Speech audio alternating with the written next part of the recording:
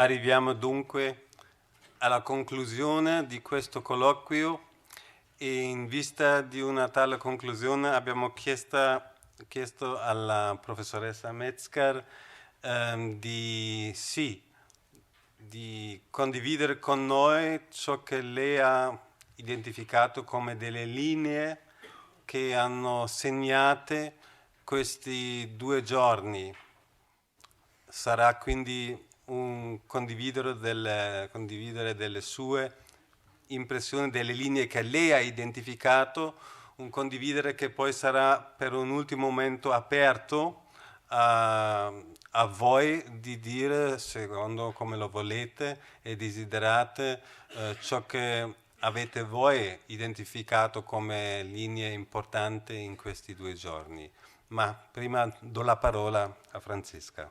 Grazie Stefan per darmi questo compito molto complicato, abbastanza difficile alla fine di questa conferenza molto ricca. Cambio la lingua per l'inglese, per le mie idee, le mie riflessioni a fine di questo congresso. Ho una piccola PowerPoint e spero che è visibile. Sì. I would like to conclude with a few reflections that I would like to share with you and later to discuss with you. It's 9 points, 9 reflections, a summary of a kind, and some ideas maybe also that we can continue to discuss in the future, in the years to come.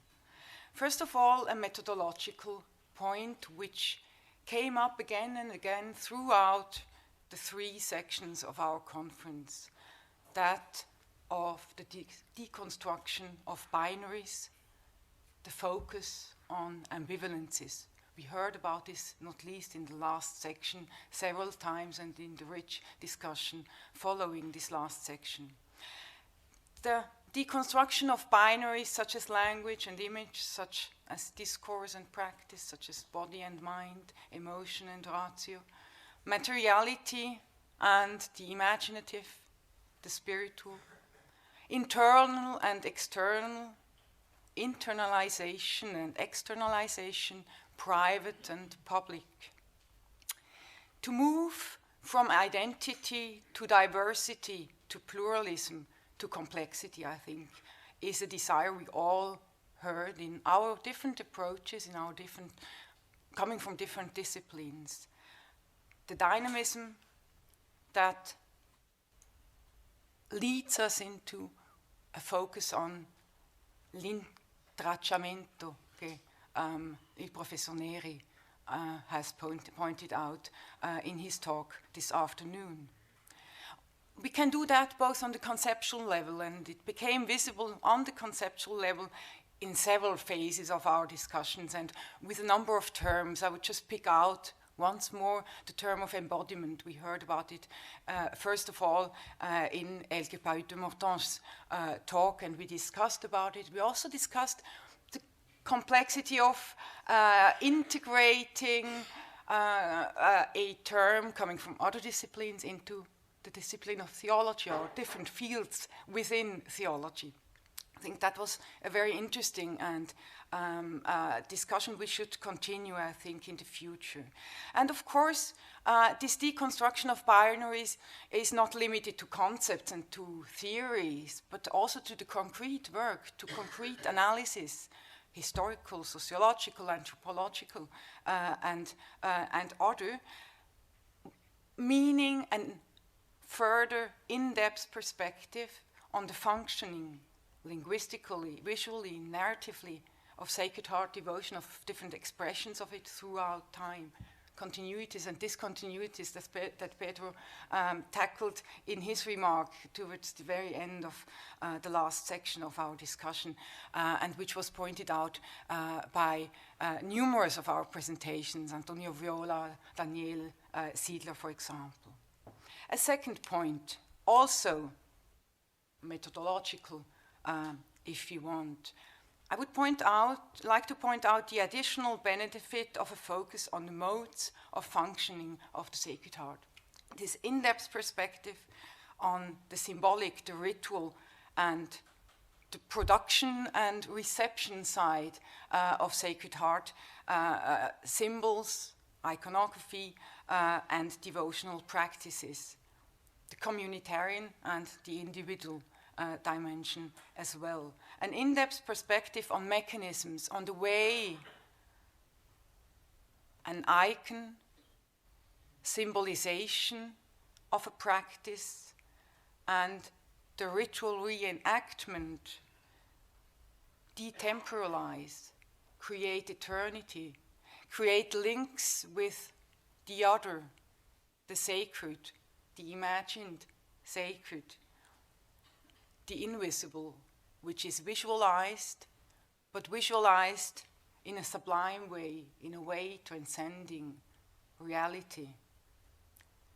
Transcending reality with a vision of self-transcendence as an ultimate aim of individuals, of communities, maybe too, in as much as individuals always are and create their communities.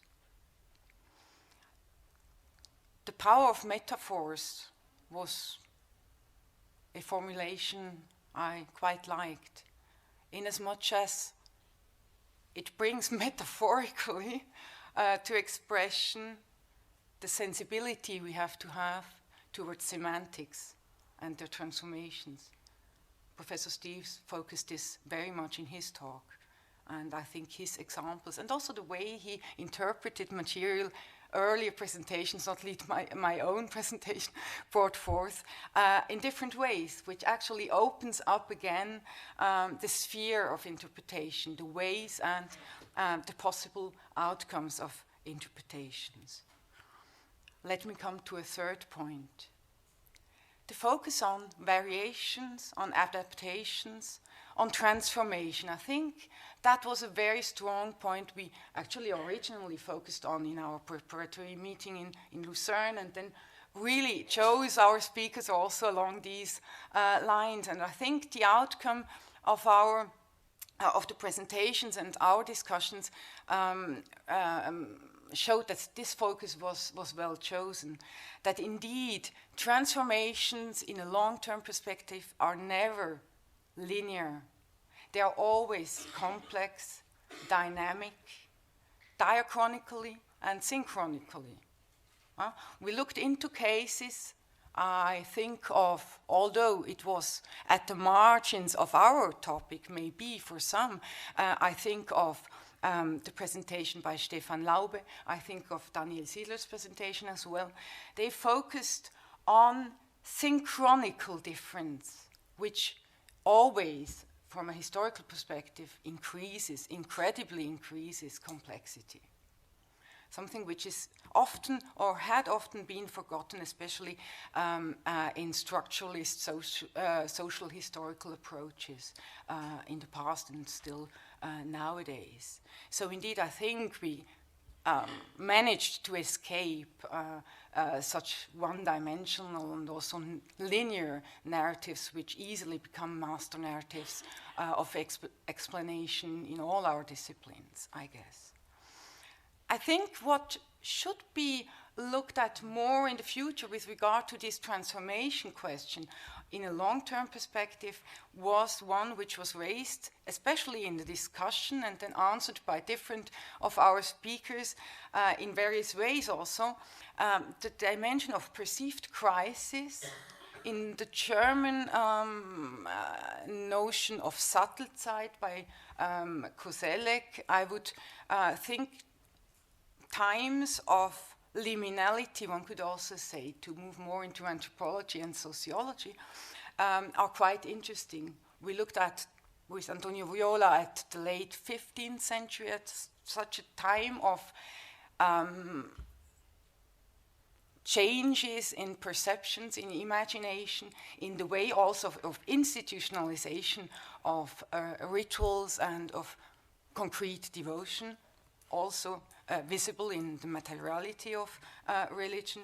The 17th century we tackled especially yesterday as well. The late 18th and early 19th century topic of revolutions and of fears of revolutions, a topic which moves into the 20th century. I think the relation to revolution as a trigger word, again, a semantics, which is so forceful in creating discourses of identity within Catholicism, especially within traditionalist movements in France, for example, but beyond in the German, the Belgian, the Dutch cases, etc., is highly interesting for our case.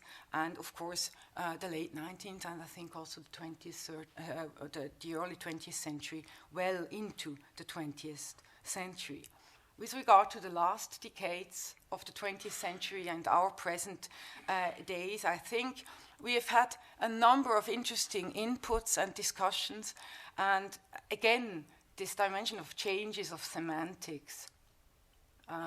Professor Steves has pointed it out, Professor Erio also in his talk, because the 1950s and 60s seemed to be such a subtle side, maybe, of semantic transformations, are highly interesting. And I think that's a discussion that parts of us are still in and active.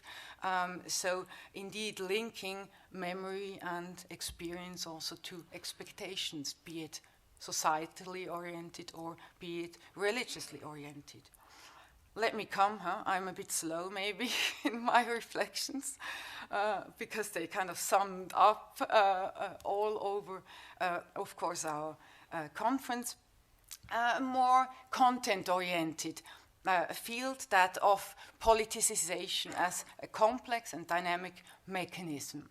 It's not the one-dimensional field of, okay, we have political appropriation of certain religious cults, of certain rites, and that's it, the functionalist kind of approach. But we have interrelations, we have politicization both through Catholics as well as through Republicans, as through socialists in an anti-discourse. So indeed, the relational dimension of politicization in the field of Sacred Heart devotion, I think, is quite interesting. Should be maybe focused on also with regard to new approaches and concepts a bit more than we did. We kind of didn't want to focus just on this political topic. A fifth focus that many of you brought forth in the talks and in the discussions as well, that of a focus on contestation, on conflictivity, be it contestation and conflictivity within the church, within Catholicism, lay, ecclesiastic, pluralization, centration were terms which were used, dominant as well as minority discourses, different agents, men and women, we shouldn't forget, as actors within a field of contested and conflictive relations. At the same time, however, we should not think of these contests and conflicts, because of the first point I mentioned, especially, not least against the background of variety and entanglements, in order to deconstruct again a binary or a too much conflict-oriented approach. Entanglements of different kinds. On the one hand, I would suggest that we heard quite a bit about the relation of the Sacred Heart to other devotions and to other iconographic objects in forms of superposition, kind of an identitary relation with the Christ Roi, in the Spanish case, for example, of substitution. That was being Daniel Siedler's sense of processes of centering and of leaving outside certain other devotions in order to create a more dominant, maybe more dominated also, devotion, and complex relations, including conflicts. So that's just a tentative way of maybe dealing with this dimension of entanglements of different devotions. We should further look into this field. Then a second point in this variety of entanglements dimension, transfers from religious communities or religious meanings and forms into the public sphere. I think we had this dimension in different ways. We heard not least in Damian Troxel's and Sven Bayer's presentation, and I cited the way I wrote it down while listening to your presentation, of a spiritualization of commodities. I think that's a term which links many things we dealt with. It is this transfer into the public sphere. It's linked to appropriation, and it's linked also to the materiality of the Sacred Heart, and of course also of other devotions. An histoire croisée des dévotions would maybe be another term in French. Let me come to next, the seventh point. I mean, you wonder why I put it only there, not as the first point, because it was my point in our previous meetings while preparing our conference. The dimension of memory and the dimension of experience. I think I didn't mention the dimension of experience in my proper talk yesterday. I should have, because often when talking about memory, I do indeed mention it. It was mentioned by others, Professor Neri, Cardinal Mendoza also, both mentioned this dimension of experience, of course in a way linked to spirituality, but also as a concept of analysis and of theological reflection. And I think it is an important dimension which especially historians often neglect in their analysis. Especially they neglect it when looking into questions of memory and how memory construction functions. I would very much be in favor of furthering this dimension of experience and linking it not least to the dimension of future expectations, because again, in Koselleck's terms, there is no experience and no memory without future expectations. The imaginary of the future, or of a future, as an important dimension as well. Very short point number 8 is that which would focus a bit more on agency. As a historian, I, in the last few years, tried to promote the dimension of agency more than it had in previous approaches. Especially social and structural historians were very much against the concept of agency because it was regarded as old and kind of old political history of the 19th and early 20th century. Agency as something very important, very specifically linked also to memory and experience, of course, and to what I mentioned earlier as important points, the variety of entanglements and the complexity of transformations, without a look into the synchronicity of different agents working with imaginations regarding the past, regarding the individual, regarding community, we can't tackle our questions and analyze them properly. I would really suggest that this dimension of agency becomes a bit more important again, at least in the social and cultural sciences. To conclude with a 9th point which came up in today's discussions this morning, towards the end of the morning.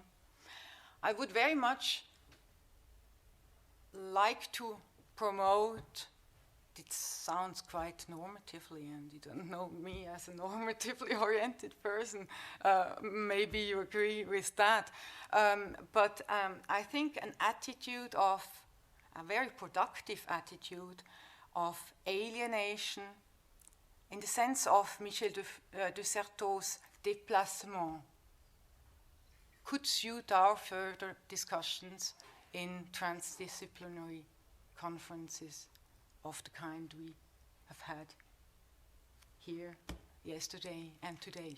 I think we did it quite a lot, and I think we should continue to think in this line, both when looking into the past and when looking into different places, the transnational, the cultural dimensions, and also the temporary dimensions, looking into the present and thinking about the future.